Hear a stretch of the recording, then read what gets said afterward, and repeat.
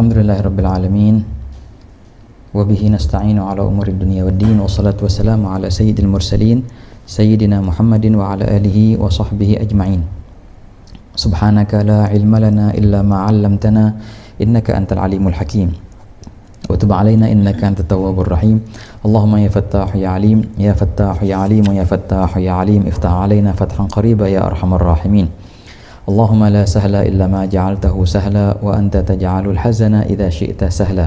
Allahumma sahhil lana hifdzal ulum wa hab lana wasi'atil fuhum bijahi nabiyyikal ma'sum sallallahu alaihi wasallam. Allahumma inna nas'aluka al-ilma ladunni wal mashraba as-safil haniya wa habiya ghani. Wa na'udzu bika Allahumma min ilmin la yanfa' wa qalbin la yakhsha' wa 'amalin la yurfa' wa 'ainin la tadma' wa nafsin la tashba' wa da'watin la yustajabu laha bi rahmatika ya arhamar rahimin. Ya arhamar rahimin, ya arhamar rahimin.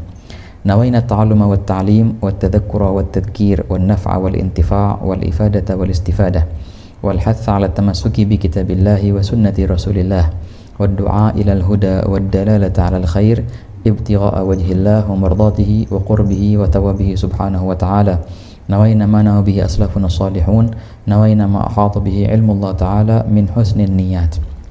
Alhamdulillah. Nah, sekarang insya Allah kita akan masuk dalam pembahasan bab haji. Nah, sebenarnya bab haji ini dalam fikih ibadat itu adalah pembahasan paling terakhir. Kan nomor 5 dari rukun Islam. Syahadat, salat, zakat, puasa, haji. Wa hajjul baiti man istata'a ilaihi sabila, itu kan. Dan haji bagi mereka yang mampu untuk melakukan perjalanan ke sana. Itu dalam nas rukun Islamnya. Makanya oleh karena itu fuqaha ngebahasnya paling terakhir. Tapi ala kulli hal kita akan loncat ke pembahasan haji dan insyaallah semoga berkah waktunya bisa selesai semua pembahasan dalam beberapa pertemuan insyaallah biidznillah. Haji ini suatu yang azim, suatu kewajiban haji. Nah, bukan cuma haji yang wajib, umroh juga wajib sebenarnya. Ada yang orang mengira haji wajib kalau umroh sunnah. Enggak, dua-duanya wajib. Al hajju fardun wa kadzakal umrah. Lam yajiba fil umri ghaira marrah. Haji itu wajib, begitu pula umroh wajib pula. Keduanya itu wajib satu kali dalam seumur hidup. Nah, biasanya orang kalau naik haji biasanya emang sekalian sama umrohnya ya sekalian. Wah hakadza ya ikhwan. Jadi umroh itu bukan sunnah, suatu kewajiban pula. Di mazhab kita, mazhab Syafi'i, itu haji dan umroh sekali dalam seumur hidup cukup. Nah, tapi kalau di mazhab yang lain seperti mazhab Abu Hanifah 5 tahun sekali. Kalau mampu per 5 tahun. Itu yang bagi yang mampu di mazhab Abu Hanifah. Tapi kalau yang lainnya, mazhab yang lainnya cukup satu kali seumur hidup, haji dan umroh. Dan memang awal ceritanya kan ketika Allah Ta'ala memerintahkan Nabi Ibrahim alaihissalam untuk merenovasi Ka'bah. Jadi Ka'bah itu bukannya Nabi Ibrahim yang membangun dari nol, enggak. Ketika Nabi Adam alaihissalam turun ke bumi, itu Ka'bah sudah ada sebagai Baitullah, rumahnya Allah Ta'ala. Gitu. Hanya saja Ka'bah ini udah berapa kali hancur kena banjir, diperbaharui, dan yang paling tenar memperbaharuinya adalah Nabi Ibrahim. Nah, ketika Nabi Ibrahim disuruh Allah Ta'ala memperbaharuinya dan beliau membawa anaknya Nabi Ismail kan ya. Wah kata. Untuk barang-barang diperbaharui itu. Sampai sekarang masih ada kan telapak kakinya Nabi Ibrahim itu kan ya. Nama Magam Ibrahim di situ. Dan sudah selesai Ka'bahnya itu, Nabi Ibrahim berdoa, Rabbana taqabbal minna innaka antas samiul alim. Itu doanya Nabi Ibrahim tuh pas sudah kelar ngerjain Ka'bah, diperbaharuinya Ka'bahnya itu. Dan nah, habis itu Allah Ta'ala perintahkan ke Nabi Ibrahim, wa adzin fin nasi bil hajj ya'tuka rijalan wa ala kulli dhamirin ya'tuna min fajjin 'amiq liyashhadu manafi'a lahum. Sekarang wahai Ibrahim, engkau kumandangkanlah manusia untuk haji ke sini. Bingung Nabi Ibrahim. Aneh manggil siapa? Ya Allah. Aneh manggil siapa ini? Enggak ada orang di sini. Katanya kewajibanmu memanggil. Kewajibanku menyampaikan panggilanmu kepada orang yang bakal naik haji. Ya sudah, akhirnya Nabi Ibrahim teriak. Wahai para manusia, sungguh Allah telah mewajibkan haji atas kalian. Nah, itu dalam riwayat undangannya Nabi Ibrahim, teriakannya Nabi Ibrahim itu Allah Ta'ala sampaikan ke alam ruh. Setiap ruh yang mendengarkan panggilan itu, mereka lah yang nanti pas hidupnya di dunia bakal naik haji. Itu jadi orang kalau naik haji Dan tanda bahwasanya ruhnya di alam ruh sana sudah mendengarkan panggilannya Nabi Ibrahim alaihissalam. Kata Allah sendiri soalnya kan di Al-Qur'an Allah nyatakan wa adzin finnas bil hajj. Kumandangkanlah haji kepada manusia-manusia itu. Ya'tuka, sungguh mereka akan datang kepadamu. Yang jalan kaki, wa ala kulli dhamir, dan juga yang naik onta, min kulli fajjin amik, dan mereka akan datang dari lembah-lembah yang dalam-dalam, dari jauh-jauh maksudnya. Jadi subhanallah, jadi ya itulah subhanallah, ini kadang-kadang Allah Ta'ala wajibkan kepada kita, kita bingung gimana caranya. Nah, tugas ente lakukan perintah aja, gimana caranya biar Allah main dengan caranya. Wah kata hadza haji. Nah itulah ceritanya haji ikhwan. Dan terus apa namanya, di zaman-zaman itu sudah ada haji tapi dengan ritual yang agak berbeda-beda. Nah, dan sempat beberapa ritual haji itu di kotak-katik di masa-masa jahiliyah. Itu tenar itu, perintah itu kan. Apa namanya, perihal itu. Di masa jahiliyah mereka ada juga tawaf tapi dengan cara yang tak semestinya. Dirubah-rubah di masa jahiliyah. Akhirnya datanglah Nabi Muhammad SAW, dan di masa Nabi pun itu menghormati Ka'bah dan melihat ritual haji di masa-masa itu, tapi belum Allah Ta'ala syariatkan haji itu. Nanti pas di tahun, ada yang bilang tahun ke-8, ada yang bilang tahun ke-7, ada yang bilang tahun ke-6, Allah Ta'ala mewajibkan haji. Akhirnya Nabi SAW dengan para sahabatnya berbondong-bondong mereka haji, dan bingung gimana cara hajinya. Maka baginda bersabda, khudhu anni manasikakum, lihatlah cara aku haji bagaimana. Nah itu akhirnya ikhwan, ada dua hadis yang panjang lebar, di antaranya yang diriwayatkan oleh Sayyidina Jabir bin Abdullah, itu menjadi hadis dalam patokan haji. Nah kata khudhu anni manasikakum, ala kulli hal itu sekelumit tentang perihal haji. Naam. Dan insyaallah kita akan baca di sini dari segi matanya yang ditulis oleh Syekh Muhammad Ali Wa'atiyah, dan habis itu kita akan baca juga riwayat dari Sayyidina Ali Zainal Abidin. Jadi haji itu bukan cuma gerak-gerik fisik aja, ada di situ hal-hal yang harus direnungin pas haji itu. Pas wukuf di Arafah harus ngapain? Jadi benar-benar kerasa ibadahnya ya begitu. Wahai kaget. Dan memang orang haji itu disunahkan, kalau bahasa ininya asy'ath aghbar, compang-camping. Maksudnya gimana? Itu dia. Orang haji itu disunahkan biasa-biasa, jangan menampakkan kemegahan hidupnya di haji. Enggak, sunnahnya udah jadi kayak orang biasa aja. Walaupun ini pejabat nih atau siapa ini atau ulama, kita seragam semua. Pakai dua selendang gitu. Nah gitu. Jadi nggak kelihatan tuh yang mana yang kaya, yang miskin, yang alim, yang nggak alim, pejabat, rakyat, semua sama semua. Emang sunnahnya begitu ya kawan. Bahkan dalam beberapa riwayat ada jaminan surga bagi mereka orang yang haji dengan jalan kaki. Ala kulli hal. Masya Allah, tabarakallah. Nah, la ilaha illallah, la ilaha illallah. Nah, baik, bismillah. Kita akan baca di sini pertama, fasal pertama di halaman 50. Nah, di sini kalau kita tengok apa namanya judul-judulnya dulu ya. Pasal 50 yang halaman 50 yang pasal kedua. Pasal syarat-syarat wajib haji dan umroh. Ini pembahasan pertama. Nah, maksudnya apa? Haji itu kan wajib atas tiap-tiap muslim, betul. Tapi bagi mereka yang sudah memenuhi syarat ini, baru wajib haji atasnya. Bagi mereka yang tak memenuhi syarat ini, belum wajib haji atasnya. Terlepas sah atau tidak sah, ini namanya syarat wajib. Berarti yang lengkap semua syaratnya ada, berarti hukumnya haji wajib baginya. Sah atau tak sah, yang penting wajib haji baginya. Yang kurang syarat-syarat yang di sini berarti haji belum wajib baginya. Terlepas dia sah atau tidak sah. Itu pembahasan pertama. Habis itu syarat pasal yang kedua dibahas rukun-rukun haji. Rukun haji. Jadi di haji itu ada namanya rukun, ada namanya pasal yang setelahnya wajibatul haji, wajibnya haji. Begitu ya kawan. Jadi begini. Mungkin ininya mana? Oh dia. Betul.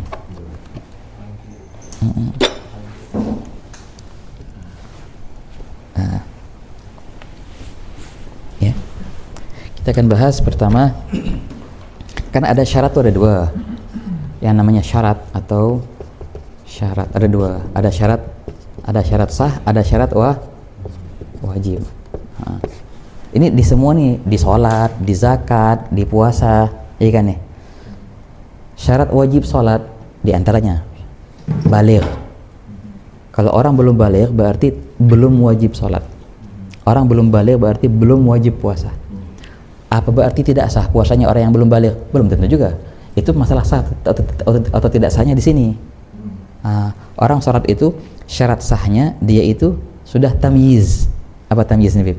Sudah umur 7 tahun, 6 tahun lah, bisa mandiri, bisa makan sendiri, tamyiz namanya. Nah, jadi kalau orang sudah tamyiz 7 tahun, 8 tahun, walaupun belum balik, sholatnya sah. Walaupun belum wajib. Jadi kalau sah itu masalahnya sah atau tidak sah. Kalau wajib masalahnya wajib atau tidak wajib. Nah, itu yang perihal pertama akan dibahas. Nah, habis itu, ini penting sekali. Di dalam bab haji ada istilah yang berbeda dari bab puasa, zakat, dan sholat. Di puasa, zakat, dan sholat, yang namanya rukun itu sama dengan wajib. Di wudu, di sholat, di semua ibadah, rukun sama dengan wajib. Lawannya rukun atau wajib apa? Sunnah, ya kan ya? Baca Fatihah di sholat, apa itu namanya? Itu rukunnya sholat. Satu, sama juga, itu adalah wajibnya sholat. Tamam. Lawannya kalau baca surat itu sunnahnya sholat. Di ibadah-ibadah selain haji ya, kalau kita meninggalkan rukun berarti batal ibadah kita. Itu orang sholat tapi nggak baca Fatihah, batal, begitu. Di puasa, di antara rukun puasa apa? Niat. Kita bahas kemarin tuh kan ya. Orang puasa kagak niat, batal puasanya, begitu. Sama juga di zakat. Orang zakat tapi belum sampai haul atau belum sampai nisab ataupun dia tidak niat zakatnya, batal, nggak bisa, nggak dikatakan sah. Rukun sama dengan wajib. Tapi ini penting, di bab haji ini dua hal yang berbeda. Rukun ada beberapa perihal, wajib perihal yang lain lagi. Di bab haji yang namanya rukun itu, kalau kita nggak buat, haji kita nggak sah. Sedangkan wajib itu betul, wajib dibuat juga, tapi kalau nggak dibuat, hajinya tetap sah, tapi kita wajib bayar dam. Nah, itu bedanya kalau di haji. Nah, keduanya itu harus dilakukan. Contoh, wukuf di Arafah itu rukun. Sedangkan lempar jumroh itu wajib. Keduanya wajib dilakukan. Ente nggak buat dosa. Walaupun lempar jumroh nggak buat dosa. Bukannya sunnah nih, wajib.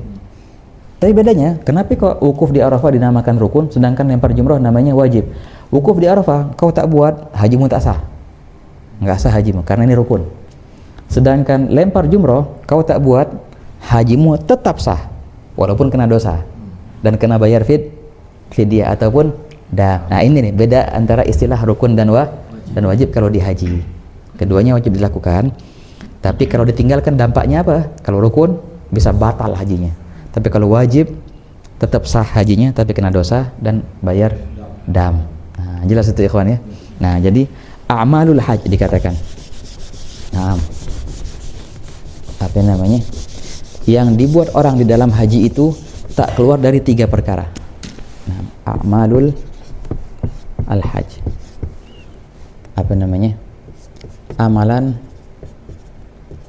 di dalam haji. Itu pasti ada 3, tak keluar. Ada namanya rukun, menjadi rukun. Ada namanya wajib, menjadi wajib. Ada namanya sunnah, ya sunnah. Ya, 3 inilah amalan haji. Gitu. Nah, wukuf di Arafah rukun, contohnya. Niat haji itu rukun ihram namanya. Sedangkan tawaf ifadah itu rukun juga, sa'i rukun juga, itu semua. Gunting rambut sedikit namanya rukun pula. Itu namanya rukun haji. Kau tak buat, tak sah hajimu. Wajibatul haj, bakal ada lagi ntar. Bermalam di Muzdalifah, bermalam di Mina. Habis itu lempar jumroh.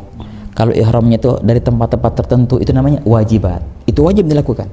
Kalau engkau gak buat, dosa. Tapi hajinya tetap sah, tapi kena bayar dam. Ini wajib namanya. Kalau sunnah-sunnah ini dianjurkan untuk dilakukan. Tapi kalau ditinggalkan nggak apa-apa, nggak berdampak apa-apa untuk hajinya tetap sah dan nggak kena dam. Ini seperti ntar ada dibahas mabit di Mina malam ke-8 itu sunnah. Tapi jarang yang buat itu, bagus padahal. Ada sunnah juga banyak. Ngambil batu dari Muzdalifah kalau bisa, jangan ngambil dari yang lain. Itu namanya sunnah. Kita bahas semua. Inilah tiga kategori amalul hajj. Oke, jelas insyaallah ikhwan ya. Oke, ini sebagai pintu masuk, gerbang masuk ke perihal haji. Oke, sekarang kita baca halaman ke-50. Nah, beliau akan mulai dengan syarat-syarat wajib haji dan umroh. Sama pula setiap hukumnya haji itulah hukumnya umroh. Yang ngebatalin haji itulah yang ngebatalin umroh, sama juga. Dalam bahasa Arabnya faslun fi syuruti wujubil haji wal umrah. Wal haji wal umratu wajibani fil umri marratan wahidah wa la yajibani illa ala muslim hurrin mukallafin mustati'in ma'a imkanil masir wa takhliyatut tariq. Beliau katakan pasal syarat-syarat wajib, berarti masalah wajib atau enggak wajib, terlepas dari sah atau enggak sah. Oke, yang terpenuhi di sini syarat-syaratnya maka wajib atasnya haji. Yang tak terpenuhi berarti belum wajib atasnya haji. Beliau katakan haji dan umroh adalah dua kewajiban. Betul. Haji wajib, umroh pula wajib, bukannya sunnah, wajib. Yang harus dipenuhi satu kali dalam seumur hidup. Wah, kata ini mu'tamadnya mazhab Syafi'iyah begitu. Yang lebih dari sekali boleh, silakan. Mau setiap tahun haji boleh, mau umroh setiap hari juga boleh. Kalau umroh itu bagus banyak-banyak selagi di sono daripada ke mall. Ya enggak, mending umroh. Mall ada di mana-mana. Barang-barang di sono kadang-kadang dari sini juga ujung-ujungnya. Tapi apa yang nggak ada di sono? Umroh itu. Begitu ya kawan. Kalau waktu dulu kita di Ramadan ini, di Ramadan bayangkan, subhanallah. Dulu tuh kayak semangat, sekarang kayak capek gitu. Dulu masih muda dulu. Jadi dulu tuh anda bayangin kita tinggalnya di Jabal Adjiyat. Jabal Adjiyat itu gunung, tempat kampungnya orang-orang Melayu di situ, orang Malaysia, orang Patani, orang Indonesia di situ. Lumayan jauh tuh. Kita tuh pagi-pagi tidur biasanya, mulai dari siang saya beli umroh deh, langsung ke Tanim. Kan umroh kan gampang ya, umroh pakai ihram, pakai bis itu murah tuh kan, 2 rial set ke Masjidil Haram. Masih zaman-zaman lama nih, masih tahun 2010. Buat tawaf 7, habis itu sa'i, gunting rambut sedikit, istirahat. Habis ngapain? Ke Tanim lagi, ihram lagi, set tawaf lagi di hari yang sama. Habis kelar umroh itu istirahat sebentar, duduk sebentar, langsung umroh lagi. Malamnya juga. Itu sehari semalam bisa 8 kali kita umroh. 4 siang 4 malam. Kalau malam enak. Istirahat pagi-pagi habis subuh biasanya buat umroh 1. Istirahatlah jam 8 sampai jam 12. Tidur. Habis itu sudah sehari bisa 8 kali umrohnya ya, Pak. Itu enak dulu tuh. Sekarang 3 kali berat tuh. Sayang kan kalau bilang rame-rame gitu, Beb. Berdua sama teman, bertiga kadang-kadang. Iya. Sama-sama semangat. Iya, Masya Allah ya betul. 8 kali ya sehari. Sholat itu 5 kali. 8 kali. Masya Allah. Makanya kita bilang sayang yang rombongan umroh. Rombongan umroh berapa kali umrohnya? 2 kali, Beb. 2 kali? Iya 2 kali kan ya. pas datang umroh udah ya, besok keliling deh. Pas mau pulang umroh lagi. Sayang banget. Ya ala kulli hal, masing-masing ada ininya. Tapi manfaatin masa-masa di sono. Manfaatin masa-masa di sono untuk ibadah yang nggak bisa kecuali di sono. Kalau ibadah lain, membaca Quran, bagus kan, lipatan pahalanya Masya Allah di sono membaca Quran. Tapi bisa di tempat lain. Yang nggak bisa kecuali di sono apa? Umroh tadi. Nggak bisa kecuali di sono emang. Lihat Ka'bah. Sering-sering yang lihat Ka'bah. Bahkan kata ulama fikih gitu, kalau kita lagi sholat kan disunahkan sunnah lihat tempat sujud, kecuali di Masjidil Haram. Tergantung. Ente orang mana? Ente orang Mekah, ya sudah tetap lihat tempat sujud. Ente orang mana? Orang luar, sunnahkan lihat Ka'bah. Nggak sunnah lihat tempat sujud itu. Karena ini nggak ada di kotamu. Naam. Subhanallah. Dalam riwayat itu kan setiap harinya Allah Ta'ala menurunkan 1200 rahmat. 1200 rahmat Allah Ta'ala turunkan. Betul. 600 rahmat untuk orang yang tawaf dan 400-nya untuk orang yang sholat. di sekitar Ka'bah itu, dan 200-nya Allah telah berikan kepada orang yang memandang. Jadi mandang Ka'bah itu pahala besar, pahala mandang Ka'bah itu. Makanya selagi di sono banyak-banyak lihat Ka'bah. Amin insyaallah ya rabbana. Hadza ajib. Keren banget ikhwan. Dan kalau bisa pas lagi tawafnya, ntar kita bakal bahas nih, bukan banyak tuh tawaf, baik pun tawaf dengan ihram atau tawaf dengan pakaian biasa, ada namanya tawaf sunnah. Banyak-banyakin tawaf walaupun bukan lagi umroh. Tapi kalau sekarang nggak bisa nih, kita harus kalau masuk ke area itu harus pakai pakaian ihram. Nyamar deh, nggak apa-apa deh. Nyamar, yang penting bisa tawaf. Hah? Buat ini sunnahnya juga. Iya. Banyak-banyakin tawaf di sana. Nah, untuk sampai mau ngedekat ke Hajar Aswad, dan itu kan luar biasa. Emang aduh, insya Allah, tapi ntar kita bahas banyak, bakal mana-mana pembahasannya, Bib. Soalnya indah. Pas lagi tawaf itu bagus juga, jangan terlalu maksain untuk nyium Hajar Aswad, tapi kalau bisa diusahakan. Biasanya ada orang mau nyium, udah digandeng sama dia. Ada orang-orang gitulah. Ada caranya soalnya. Bukan main kuat-kuatan, nggak bisa main kuat-kuatan, ada main cara. Gitu, Bib. Biasanya diminta sedekah biasanya. Ya nggak apa-apa, ambil yang ente mau deh, terserah. Masya Allah, ini nyium Hajar Aswad. Itu untung-untungan dapat kayak gitu. Bukan cuma Hajar Aswad aja, ada namanya multazam. Ya kan, itu luar biasa, tempat yang diijabah doa di situ. Bukan, lain lagi. Betul, antara Hajar Aswad dan pintu Ka'bah. Itu namanya tuh. Itu tempat yang mustajab doa di situ. Nah, dan dipastikan mustajab doa, dan kita dapat ijazah dengan hadis yang musalsal. Setiap perawinya meriwayatkan hadisnya itu dan mengatakan, sungguh aku telah membuktikannya, aku telah berdoa dan aku mendapatkan ijabah. Nah, kita dapatkan hadis musalsal dari guru sampai semua bilang kayak gitu semua. Itu di mana ya, Bib? Di pintu apa ini? Tempatnya agak ini kayak biasa gitu ya, antara Hajar Aswad, iya, dan pintu Ka'bah. Iya, antara ini nih, nah ini nih tempatnya tuh. Nah, apa yang kita lakukan di situ? Maksudnya agak jauh atau harus nempel? Nempel, tapi ramai itu biasanya tuh. Iya. Ramai banget. Kalau tahu kan ada niat. Insya Allah ya Rob.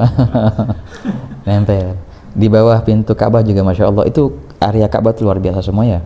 Ada yang lingkaran itu Hajar Ismail namanya kan. Hajar Ismail itu kan dulunya kan Ka'bah dulu. Jadi Ka'bah tuh bukan petak dulunya, agak begitu tuh, set. Nah, lingkar setengah. Ana udah pernah sholat tuh di situ. Dalam situ. Iya. Tapi emang nggak rebutan tuh, Bib. Oh, lagi ngantri. Bisa masuk. Ini kan susah gitu. Dan sepi gitu waktu itu. Ajib. Dijaga itu kan? Iya, yang dijaga itu dalam situ kan ya. Iya, buka tutup. Itu orang yang masuk situ sama dengan di dalam Ka'bah hukumnya. Iya. Nah, ya kan hukum dalam Ka'bah itu. Di atasnya itu ada mizab, ada air mancur. Itu juga termasuk doa yang mustajab di situ. Di bawah air mancur yang di atas Ka'bah itu. Kemana-mana jadinya, insya Allah. Insya Allah bakal ada pembahasan sama itu, ntar dibahas pas ngebahas sunnah nanti. Gimana ininya, itunya. Ajib, seru. Wajib. Nah, sekarang di sini dibahas syarat wajibnya. Siapa yang wajib? Jadi di sini katanya wajib itu kan sekali, seumur hidup sekali, haji dan umroh. Atas siapa? Dia bilang keduanya, ini haji umroh itu tidak diwajibkan kecuali terhadap satu orang Islam. Jadi orang kafir nggak wajib haji. Baik, satu. Merdeka. Jadi hamba sahaya nggak wajib haji, ikan ya. Mukallaf. Apa arti mukallaf nih? Istilah mukallaf dalam bahasa Arab artinya baligh dan akil. Sudah baligh dan berakal. Itu dua istilah itu disingkat menjadi mukallaf, orang yang mukallaf. Ya, jadi ada berapa sekarang? Satu Islam, kedua merdeka, ketiga mukallaf. Baligh dan akil. Berarti orang yang belum baligh tidak wajib haji. Tidak wajib. Tapi sah nggak kalau dia haji? Sah-sah aja. Bahkan sunnah. Anak kecil tuh, walaupun, dan ini nggak disyaratkan untuk untuk dia tamyiz. Anak bayi mau dihajikan silahkan dan sah. Untuk syarat sahnya tuh nggak ada harus tamyiz. Nggak. Jadi anak bayi bisa dihajikan. Gimana caranya? Ada caranya. Yang penting kan dia hadir di wukuf. Dan hadir di Arafah. Ntar tawafnya gimana? Bawa sama abahnya, diwuduin. Lah niatnya gimana? Abahnya yang ngeniatin ntar. Niatin wudunya, diwuduin, udah digendong, tawaf, haji, sa'i, gunting rambut sedikit, sah, umrohnya sah, dan hajinya pun sah. Lontar jumlah gimana? Abang yang lontarin atas nama dia. Nah, jadi bisa. Untuk syarat sah haji nggak ada umur tertentu, dari bayi orok pun bisa. Tapi wajib tidak? Wajibnya bila mana dia baligh baru wajib. Belum baligh nggak wajib, bisa dan sah haji, tapi tidak menggugurkan kewajiban tuh. Nah, jadi kalau anak kecil haji, baligh dia, tetap wajib haji dia. Kan udah haji kemarin, lah itu mah haji yang sunnah, tidak wajib atasmu. Kalau engkau menggugurkan kewajiban, harus hajinya setelah baligh, baru gugur kewajibannya itu. Naam, itu yang mukallaf.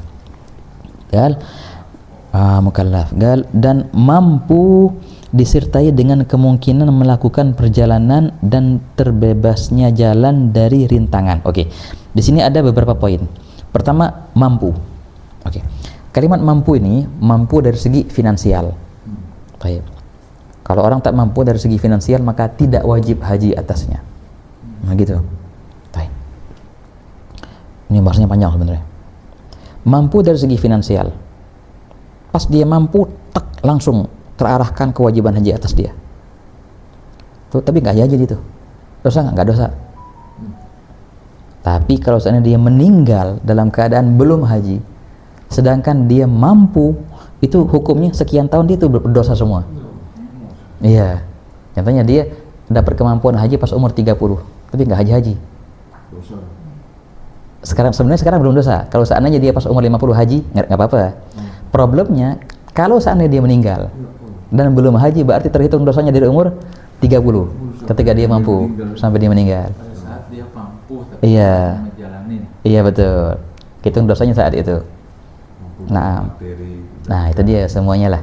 Artinya loh gimana sekarang kan ada pakai daftar-daftaran sekarang. Nah itu dia, ketika engkau mampu langsung daftar. Nah, tahu-tahu meninggal belum dapat daftaran, udah nggak apa-apa ya, sudah ngedaftar, sudah masuk usaha, sudah masuk dalam dalam itu, ikhwan. Ini penting, ikhwan. Oh luar biasa. Itu bahaya loh. Begini syuf, dalam bahasa fikihnya, kalau orang yang sudah mampu ya, contohnya umur 30 dia mampu sehat badannya dan ada finansial untuk berangkat haji, tapi dia nggak haji. Dosa nggak dosa? Umur 31, umur 40, dan beberapa acara dia menjadi saksi akad nikah contohnya. Di antara syarat saksi akad nikah itu orang-orang yang adil, nggak boleh orang yang fasik kan. Orang yang fasik itu tidak sah menjadi saksi akad nikah. Oke, dia jadi saksi akad nikah dan segala macam. Kalau seandainya dia haji di umur terserah keberapa sebelum mati pokoknya, mau ke 50, 60, itu oke-oke aja semua, berlalu dengan sehat afiat, semuanya bagus lah. Tapi kalau seandainya meninggal dia di umur 60 ya, padahal dia mampu haji, mampu daftar tapi dia nggak daftar, dia nggak mau, nggak ada uzur untuk ditundanya haji itu, meninggal dalam umur 60, berarti selama umur 30 sampai 60 itu hukumnya dosa. Apa arti hukumnya dosa? Berarti dia statusnya fasik.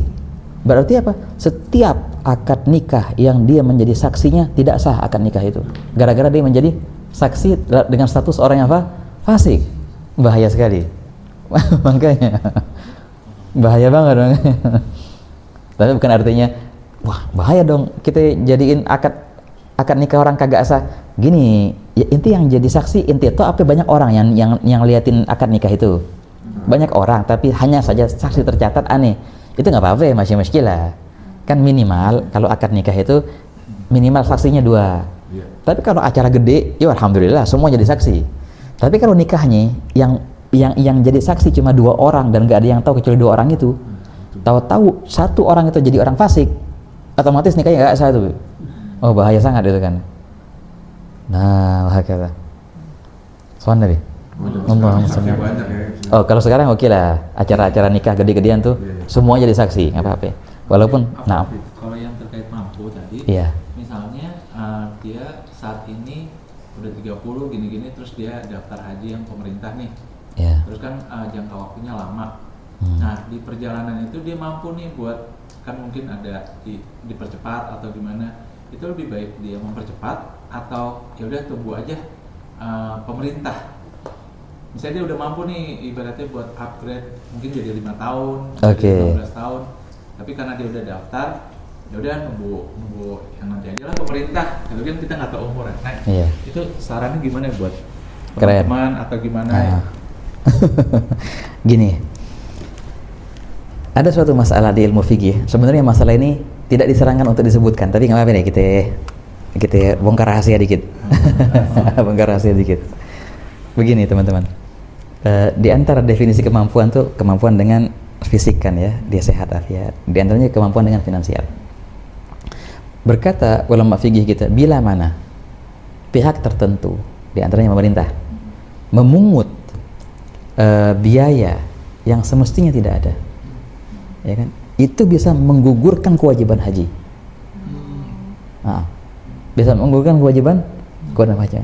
Makanya banyak ulama sekarang, ulama-ulama yang mutaakhirin, mereka berpendapat dengan melihat harganya haji, harus buat paspor dulu, harus bayar pajak A, pajak B, harus, katanya semua ini lah yang dimaksud oleh fuqaha dengan perkataan mereka, bila mana ada pungutan bayaran itu bisa menggugurkan kewajiban haji. Makanya dibilang ada ulama-ulama, di antara ulama tarim, mereka berpendapat zaman sekarang yang namanya wajib haji itu hampir mustahil. Hampir mustahil. Karena biayanya enggak, walaupun betul ada dipungut biaya, bagi mereka yang mampu untuk bayar tetap wajib haji bagi mereka. Nah, jadi kalau menurut mayoritas fuqaha, selagi sudah daftar haji, ya sudah cukup itu aja. Wajibkah untuk mempercepat masa hajinya biar cepat-cepat naik haji, bayar lebih? Enggak wajib. Enggak wajib. Tapi kalau mau lihat afdal-afdalnya, kalau bisa dan enggak ada kesulitan untuk bayarnya, itu bagus dibayar. Kalau kata Umar bahkan wajib, bisa jadi. Gitu ya, Pak. Kalau menurut mayoritas fuqaha, mayoritas ulama enggak wajib, enggak wajib. Soal Nabi. Allahumma shalli alaihi. Tayyib. Jadi itu kemampuan ya. Mampu. Nah, mampu dari segi fisik diantaranya. Dan beliau katakan disertai dengan kemungkinan melakukan perjalanan. Ini hampir sama kayak di atas, ikhwan. Soalnya kalimat kemampuan itu luas definisinya. Pertama, mampu kesehatan, bisa jalan, sehat afiat gitu. Kalaupun sudah tua ada yang dampingin.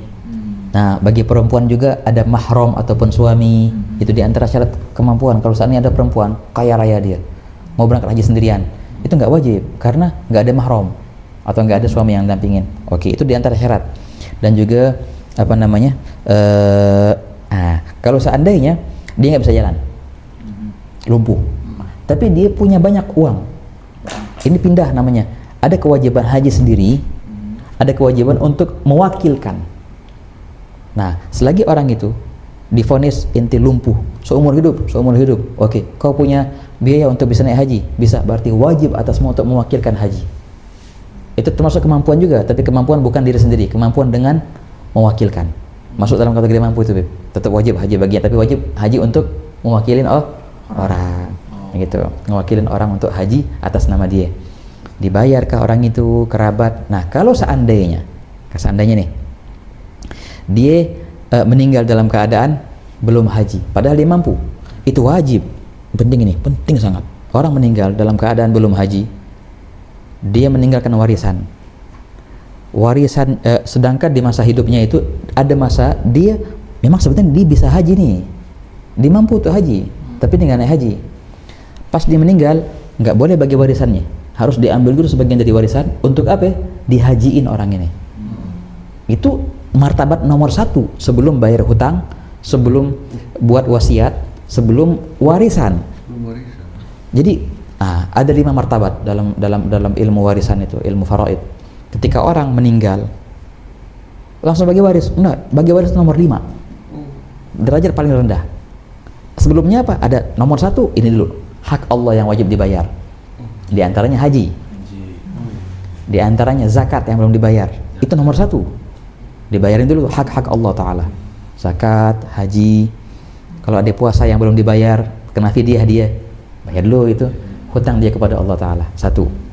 Kelar hutang kepada Allah Ta'ala, nomor 2 belum. Yang nomor 2 apa? Keperluan jenazahnya. Apa? Kafan. Sebenarnya dari harta dini ya, bukan dari harta ahli waris.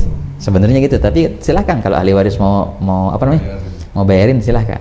Tapi nomor 2 sebenarnya nih, beli kafan, bayar upah untuk apa? Gali kubur. Nah, begitu. Itu nomor 2 tuh. Kalau masih ada sisa uang, sisa harta yang dia tinggalkan, baru untuk apa? Bayar hutang. Iya, bayar hutang manusia. Bayar hutangnya dulu. Hutang udah dibayar semua, masih ada sisa hartanya, baru sekarang laksanakan wasiatnya. Nomor 4 wasiat.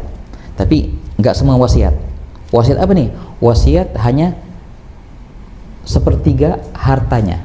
Contohnya gini, dia meninggal, dia wasiatin semua hartanya buat bangun masjid. Oh, nggak bisa gitu. Nggak bisa gitu, nggak bisa semuanya.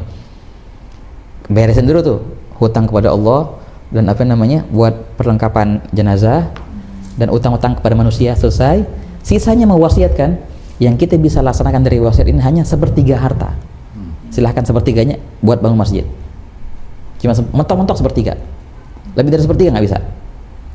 Nah, wasiatnya sudah kelar, udah dilaksanakan wasiatnya, mau bangun apakah terserah, mau kasih siapa terserah, pokoknya di antara masih di area sepertiga harta. Sisanya baru pembagian waris nomor 5. Jadi pembagian waris itu setelah apa? Setelah wasiat dilakukan dan setelah bayar hutang kepada manusia, setelah perlengkapan jenazah, dan setelah nomor 1 bayar hutang kepada Allah Ta'ala, baru nomor 5-nya warisan.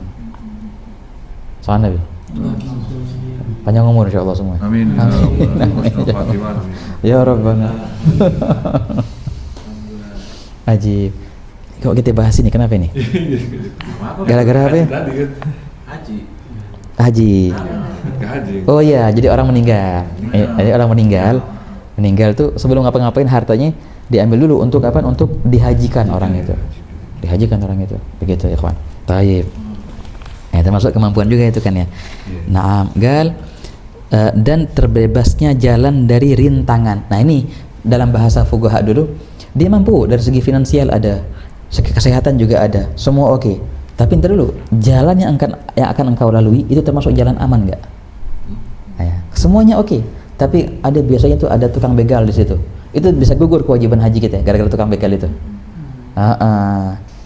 Nah itu jadi untuk kalau dalam bahasa dulunya begal, ya kan?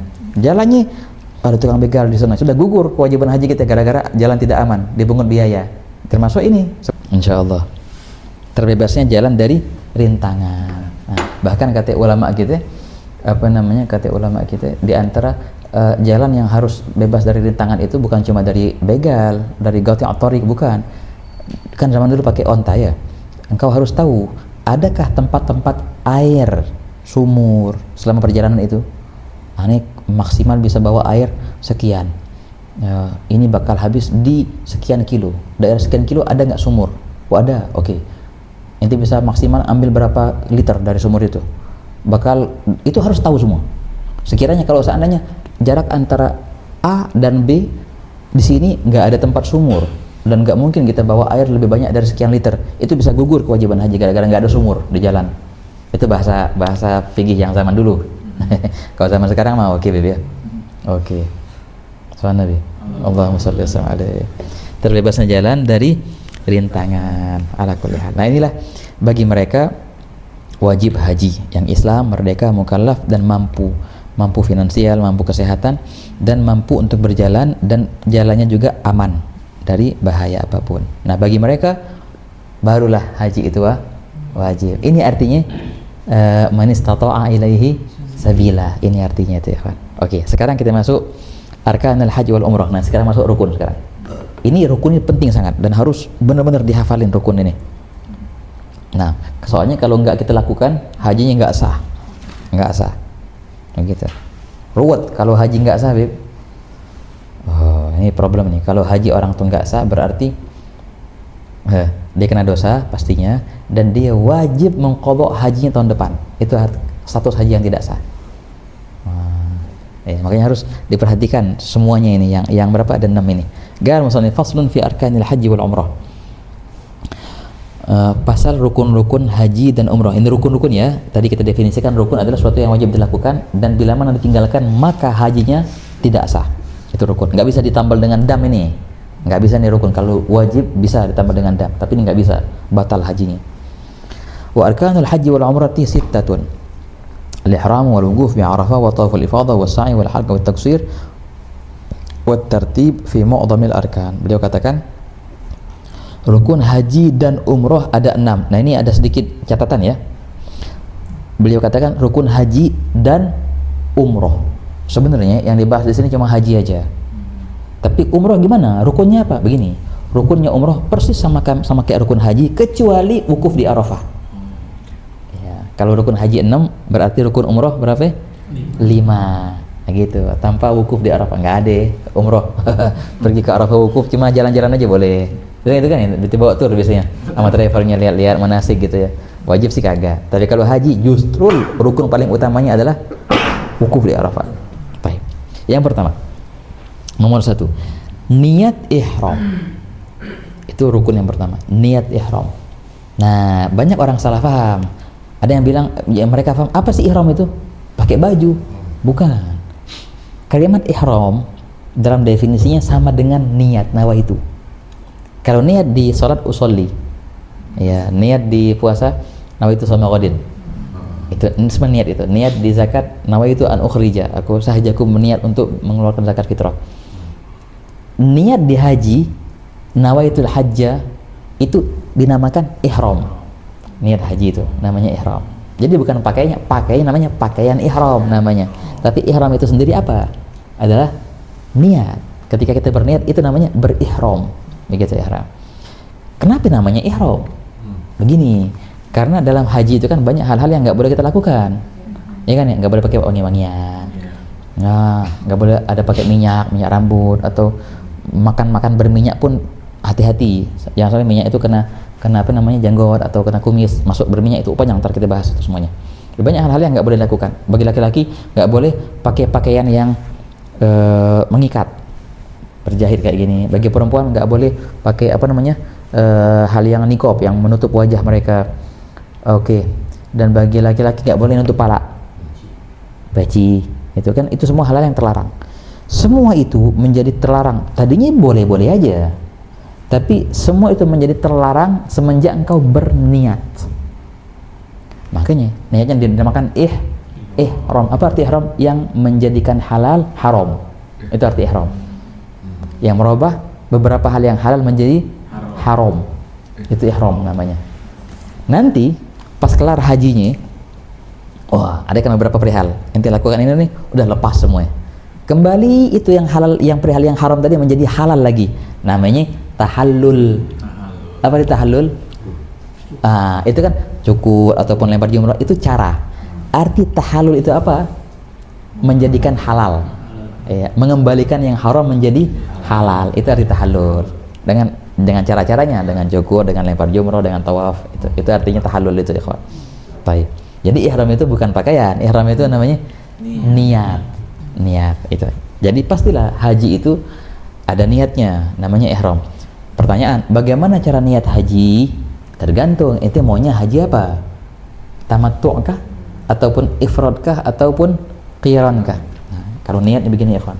Sama niat atau ihram tadi. Yang pertama kan satu al-ihram atau niat. Ini. Bunyinya gini, nawaitu, aku berniat al-hajjah. Tamam. Soal Nabi. Allahumma salli. Wa ahramtu bihi lillahi ta'ala. Aku berniat untuk haji. Ada teman tadi mau jemput juga. Sebentar. Ada orang nggak? Belum ada ya? Bukan. Oke, masih oke lah. Waktunya masih oke. Aku berniat untuk haji. Wa ahramtu, dan aku ihramkan bihi dengannya lillahi ta'ala. Ini kan, kalau mau digabungkan haji dan umroh bareng-bareng itu namanya qiran. Haji qiran. Bareng-bareng langsung di saat yang sama haji dan umroh dalam pekerjaan yang sama. Tabayin berarti nawaitul hajjah wal umrata. Itu untuk giron. Untuk tamattu bagaimana? Gampang tamattu. Jadi pertama kali kita umroh dulu kan ya. Jadi apa? Nawaitul umrata aja. Pas umroh aja. Nawaitul umrata wa ahramtu biha lillahi ta'ala. Umroh. Kelar umrohnya pakai baju gamis lagi, biasa lagi, jalan-jalan kemana gitu. Pas malam ke-8 biasanya atau 7 masuk Arafah. Kemana kita sekarang? Di hotel itu juga kita ganti baju, tapi kena dam ntar kita bahasa. Kena dam. Niatnya cuma ini aja, nawaitul hajjah. Kan umroh udah kemarin. Kayak biasa aja, nawaitul hajjah wa ahramtu bihi lillahi ta'ala. Begitu. Ini untuk tamattu. Untuk ifrad tuh yang haji duluan. Umrohnya ntar belakangan. Sama juga, berarti nawaitul hajjah aja. Wa ahramtu bihi lillahi ta'ala. Jadi kalau untuk yang bersama itu tambah kiron tadi, hajjah wal umrata. Yang lainnya satu. Nah, penting sangat nih ikhwan. Ini penting. Tapi biasanya orang-orang mutawif mereka pasti ngajarin ini. Sangat disarankan untuk ditambahkan. Begini. Wa in habisani habisun fa mahalli haitsu habis tani. Maksudnya apa? Ini. Wa in habisani habisun fa mahalli haitsu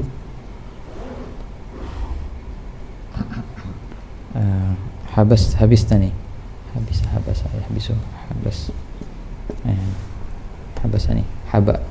wa in habasani habisun fa mahalli haitsu habastani. Maksudnya apa ya? Begini, bila mana aku tercegah oleh sesuatu yang mencegahku, maka tempatku adalah sekiranya engkau mencegahku di situ. Apa ini artinya? Kenapa kita buat kayak gini? Begini ikhwan, ini ntar pembahasannya panjang sebenarnya, tapi di akhir pembahasan. Tapi ini patut dicantumkan pas kita naik haji. Itu banyak solusi dari perihal ini. Padahal beberapa kalimat aja dibuat. Di haji itu ada yang namanya ihsor. Apa arti ihsor? Begini. Arti ihsor tuh orang sudah ihram nih dia. Udah ihram segala macam, pakai ihram kan. Ada apa cerita tahu-tahu dia nggak bisa menyelesaikan hajinya. Drop kah dia, pingsan, ataupun perempuan kena berhalangan, kena haid dan nggak bisa tawaf, sedangkan rombongannya mau pulang. Oke, contohnya itu.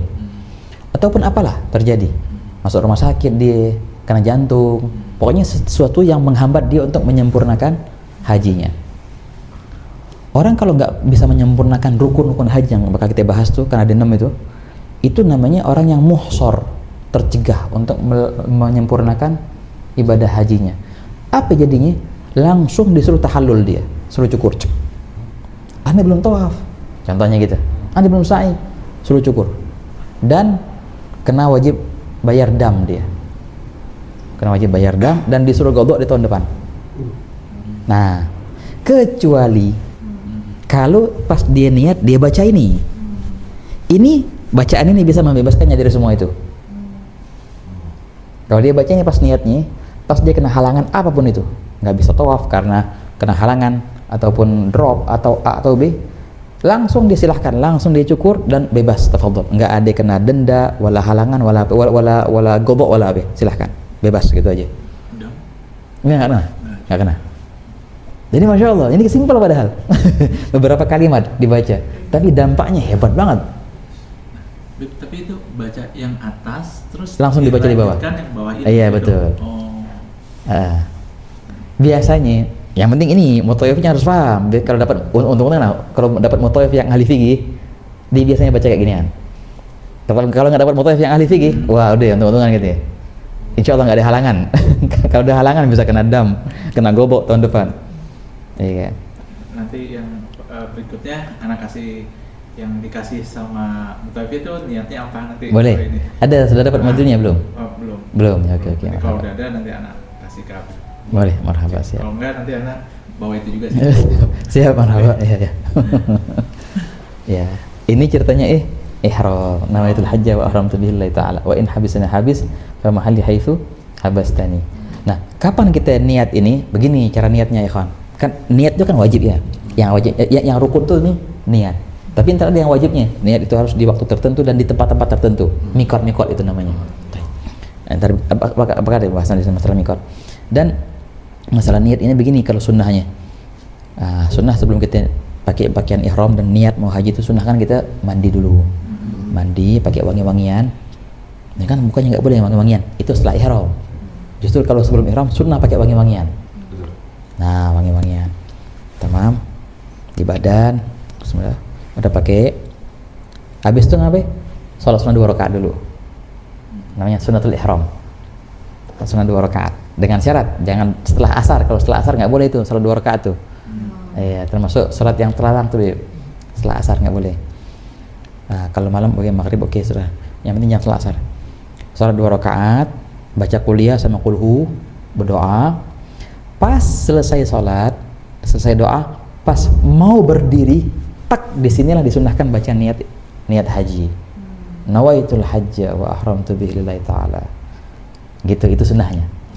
Sekali. Oke, baca sekarang.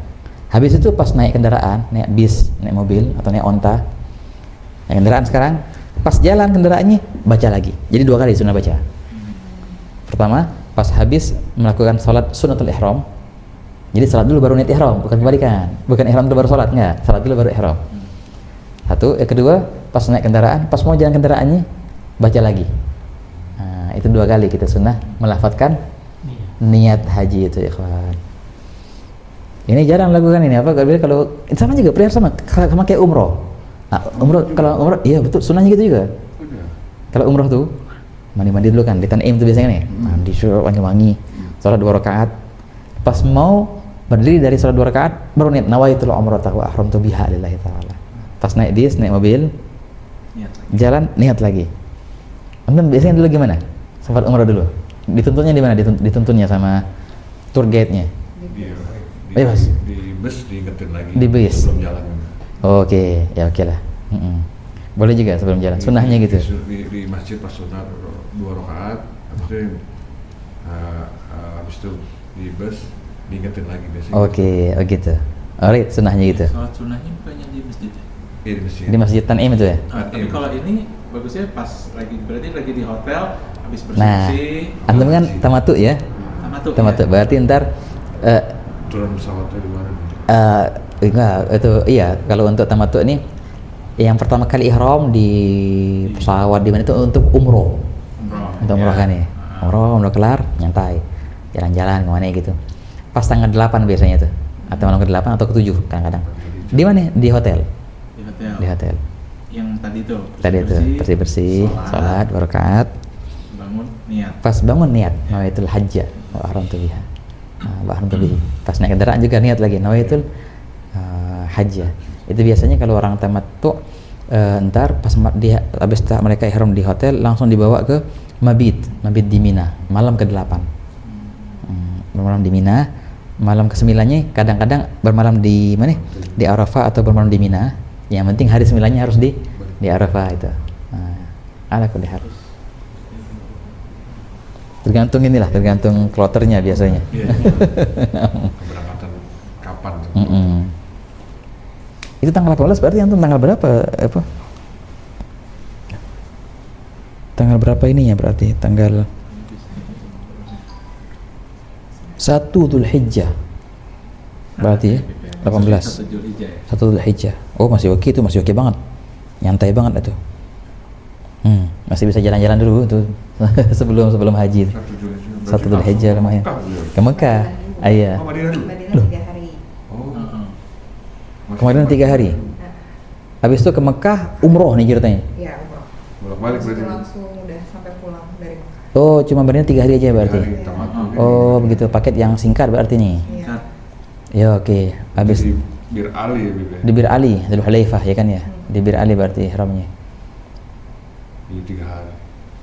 Oh, oke lah. Madinah 3 hari. Iya. Umroh, balik lagi. Umroh.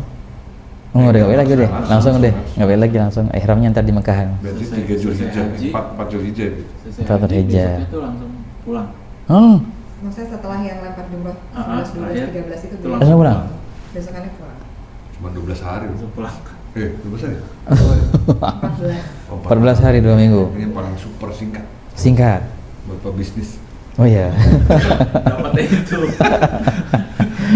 Siap. Ya Allah. Ya akhir insyaallah. Lancar. Lancar insyaallah ya Rabb. Nah, ini apa namanya?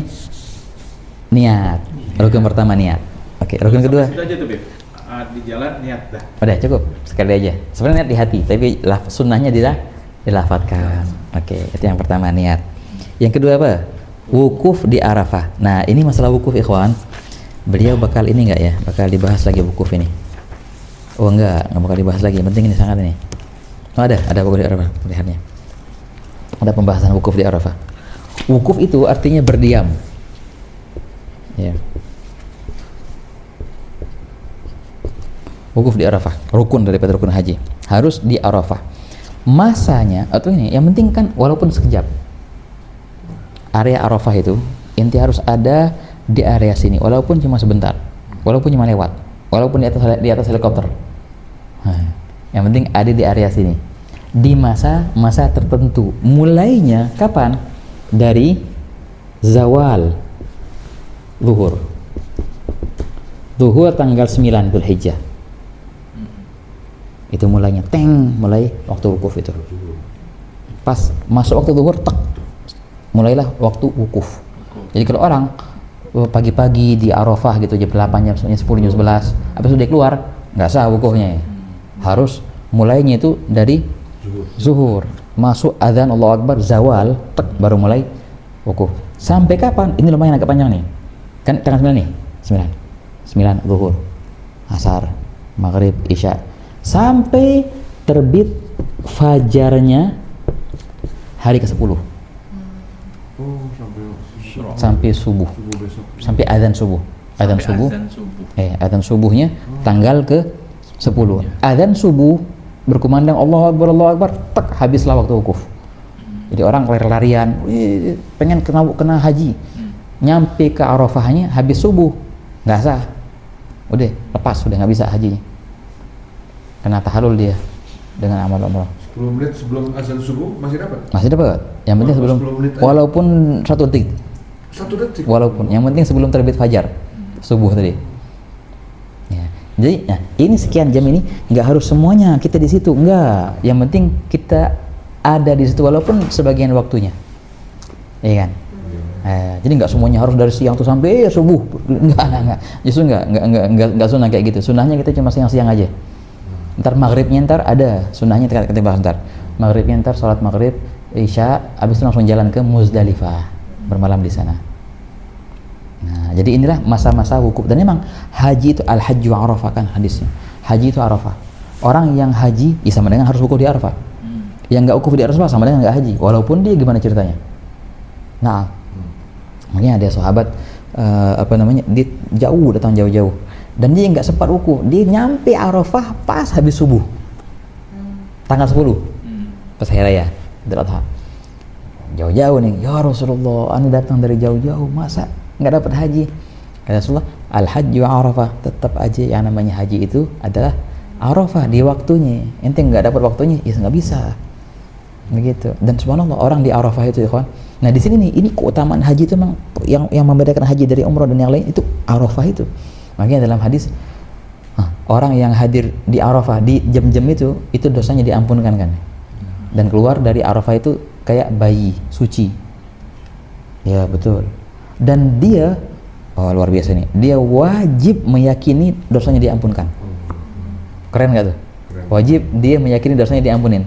Kalau dia masih ragu, masa iya sih dosanya diampunin? Kan dosanya banyak, gede banget dosa-dosanya, kabair semua.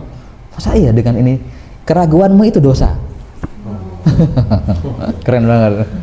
Jadi wajib yakin dosa diampunin. Intinya dosa diampunin jadi dosa itu, keraguan tuh. Dipaksa gitu, harus yakin dosa itu diampunin. Itu Arafah itu. Oh, ajib, kata ajib. Nah di Arafah itu disunahkan jangan tidur. Wah, Arafah dipakai AC segala macam, regut. Ya jangan. Betul. Justru sunnah di Arafah itu banyak-banyak kan mustajab doa di situ. Mustajab doa, nangis-nangis segala macam. Bahkan kalau ulama-ulama dulu tuh sengaja mereka. Luar biasa. Ini juga kita lihat Hayy Umar juga kayak gitu. Jadi kan disunahkan habis zuhur tuh tanggal 9 mulai zuhur tuh ada khutbah. Kita ini khutbahnya. Mulai kita doa terus sampai maghrib, salat maghrib isya baru jalan ke Muzdalifah. Nah, dari pagi juga dulu. Dulu Sayyidina Hasan al-Basri seorang tabi'in. Di pas hari Arafah nih dia sengaja siang-siang bolong panas habis zuhur kemana? Di bawah terik matahari dengan keringetnya sampai ya Allah katanya emang ini namanya haji. Khasnya haji tuh ini nih. Di umrah nggak ada kayak gini kan ya? Capek-capek muter-muter tawaf, sa'i. Haji tuh ini nih emang khususiyahnya. Jadi jangan ragu untuk bener-bener banyak-banyakin doa kalau bisa. Dan memang disunahkan kita di bawah terik matahari beberapa saat waktu untuk berdoa terutama di situ ya kawan.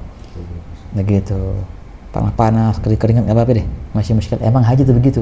Inilah haji yang berkesan tuh seperti itu ya kawan. Yang disunahkan kita nangis ibtihal kalau bahasa Indonesia, doa dengan nangis, ingat semuanya, minta ampunin sama Allah Ta'ala, minta juga rahmat ini dibagikan ke keluarga kita, dan begitu terus sampai maghrib. Dulu waktu kita haji sama Hayy Umar sempat alhamdulillah, jadi beliau khutbah habis zuhur itu ada makan segala macam, ada baca maulid segala macam gitu. Tapi sudah asar nih mulai beliau doa sampai sejam setengah doa tok, isinya nangis tok. Itu nikmatnya luar biasa ya Allah, kayak plong gitu kan. Biasanya kan Hayy Umar iftihal kalau bahasa ini kan ya, doa sambil nangis kadang. Tapi kalau di Arafah itu luar biasa, doa iftihal sampai ada yang pingsan. Berapa orang pingsan pas doa nangis itu, la ilaha illallah. Bahkan di beberapa dulu itu kan zaman ada beberapa para tabi'in, Sayyidina Abdul Qadir Jailani itu kalau ngedoa di masa-masa Arafah itu bukannya pingsan, orang meninggal sampai gara-gara doa nangisnya itu. Yang keluar dari acaranya jenazah. Ya waktu. Masya Allah, ajib. Jadi pada saat wukuf ya, Bib. Pada saat wukuf itu. Wukuf itu banyakin kita berdoa. Ini dan yakinin di situ ya. Wajib yakin di situ. Itu emang rukunnya haji. Itu wukuf di Arafah. Nah, habis itu nomor 3 apa? Tawaf.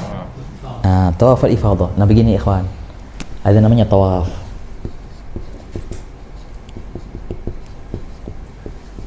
Tawaf.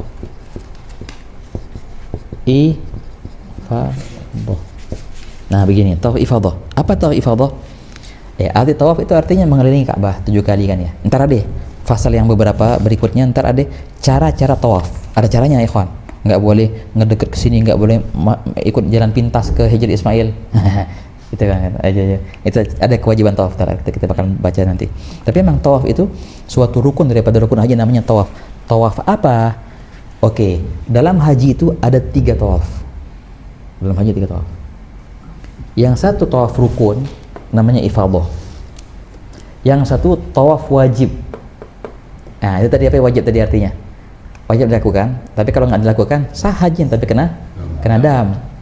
Namanya tawaf wada. Tawaf perpisahan. Nanti entar sebelum pulang. Yang terakhir sunnah. Ada tawaf sunnah namanya tawaf gudum. Tawaf gudum namanya. Tawaf gudum itu tawaf sunnah. Apa tuh? Tawaf sunnah gudum tuh pas lagi kapan? Nah, oke. Kalau tawaf wada kan pas mau pulang ya. Kalau gudum pertama kali kita masuk Mekah, sunnah kita tawaf. Namanya tawaf pembukaan. Gudum namanya. Nah, tapi ini kasusnya, antum kan ceritanya tamattu kan ya. Berarti pas masuk Mekah dalam keadaan umroh, otomatis tawaf pertamanya menjadi tawaf umroh. Itu nggak ada sudah tawaf gudum. Nggak ada ceritanya tawaf gudum. Ya sudah nggak ada. Sunnah kan cuma. Berarti ntar tawafnya pas antum haji nanti ada namanya tawaf ifadah. Habis tawaf ifadah ada namanya sa'i kan ya. Rukun yang setelahnya sa'i. Oke. Sa'i antara Safa dan Marwah. Ada juga ntar cara-caranya sa'i. Nah, oke. Kalau orang yang hajinya haji ifrad, yang nggak tamattu, kan dia masuk ke Mekah langsung dengan keadaan haji, sebelum dia wukuf segala macam dia masuk. Nah, itu tuh sunnahnya tawaf gudum bagi dia tuh. Iya kan, tawaf gudum. Nah, habis itu terserah. Habis ini sa'i nggak? Boleh, silahkan kau lakukan sa'i. Sa'i yang wajib? Boleh, sa'i yang wajib. Suruh pilih. Kau mau sa'i habis tawaf gudum atau kau mau sa'i nanti habis tawaf ifadah. Ngerinya ntar tercapek itu ntar kita. Iya. Dari wukuf Arafah segala macam. Sekalian aja sa'i deh. Boleh enggak? Itu sa'inya bagian dari haji berarti. Bagian haji nih. Ini sa'i yang haji nih, bukan sa'i yang umroh. Sebelum Arafah boleh? Boleh. Ini di antara rukun-rukun yang boleh didahulukan. Oke. Tapi harus setelah tawaf. Iya. Tawaf gudum Tawaf dulu. atau tawaf ifadah. Tapi dalam kasus antum ini nggak ada cerita tawaf gudum kan ya? Tamattu. Karena tamattu. Berarti ntar pas masuk itu langsung tawaf umroh. Habis itu sa'i umroh pula. Ganti rambut, nyantai. Pakai baju baik seperti biasa lagi. Pas di hari tanggal 7 atau 8-nya ihram haji. Ke wukuf Arafah, ntar Muzdalifah, ke Mina, balik lagi ke Mekah, ngapain? Tawaf ifadah dan sa'i habis itu. Rukun semua itu. Tawaf dan sa'i, rukun-rukun. Nah, begitu ikhwan. Ntar untuk cara-caranya bakal kita bahas ya. Cara tawaf gimana dan cara sa'i bagaimana. Al-Baiji hadza. Beliau katakan tawaf ifadah, mengitari Ka'bah sebanyak 7 kali. Oh iya, betul. Dalam kurungnya gitu. 4 sa'i. Apa sa'i? Di antara bukit Safa dan Marwah pula selama 7 kali, sebanyak 7 kali. Bakal ada kok pembahasan tawaf dan sa'i.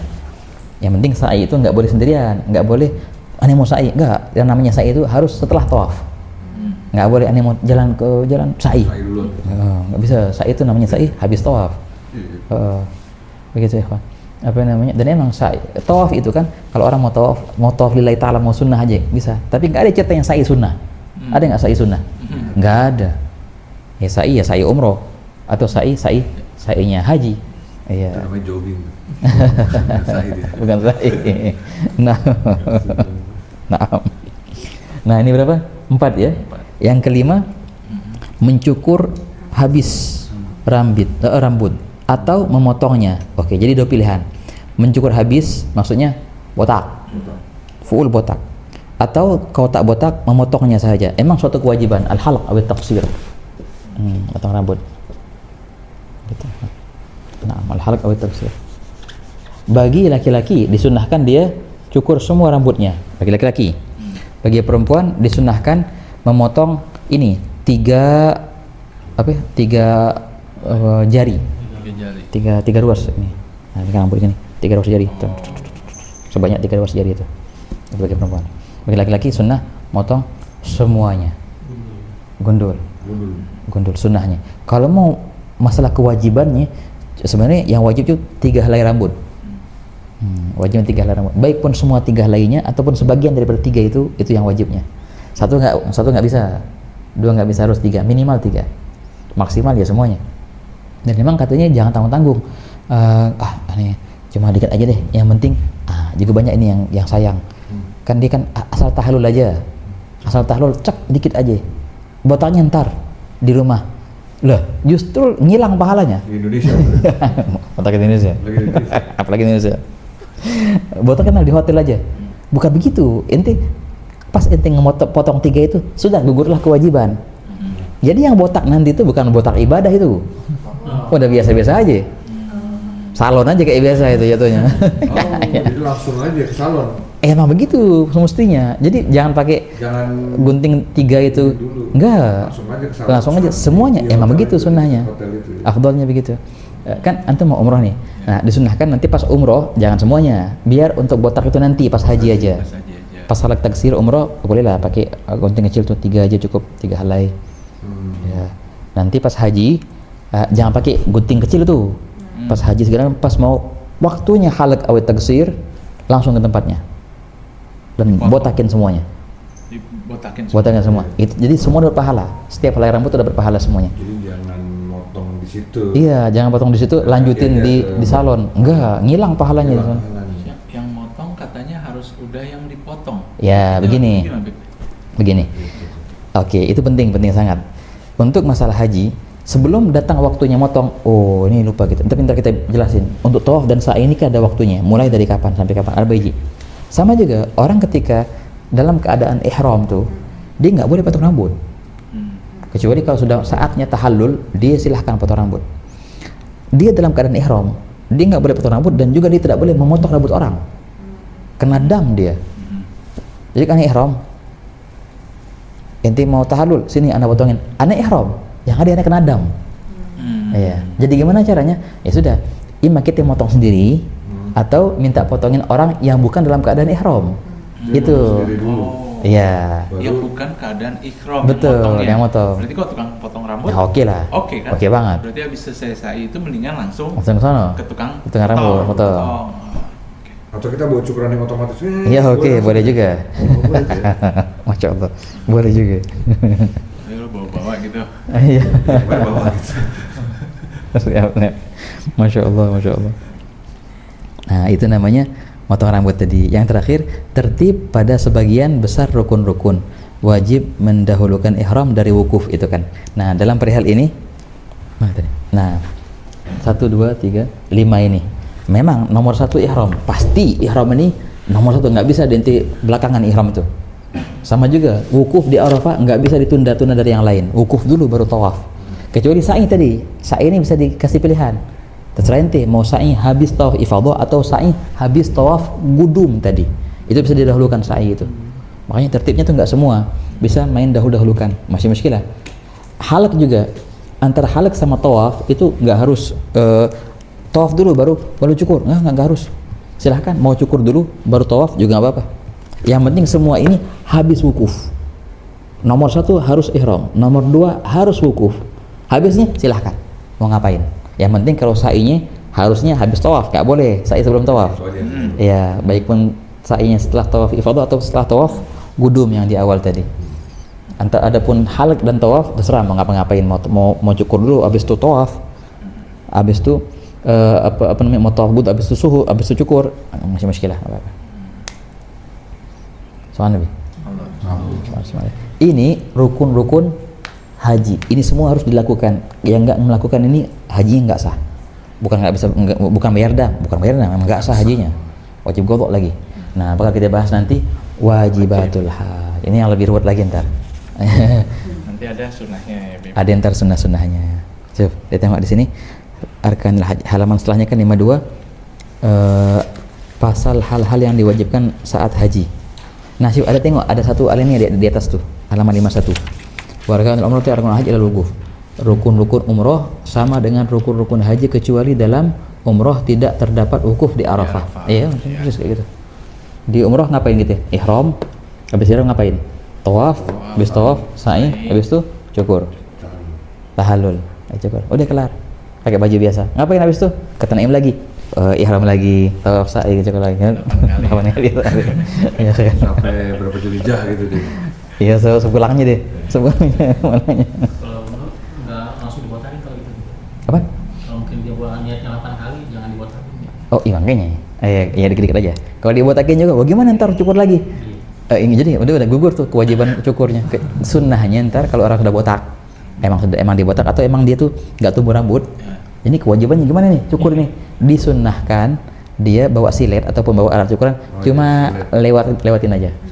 Ngelewatin aja sunnah itu. Sunnah. Ya khair. Wallahu a'lam. Wah, ini harus izin nih.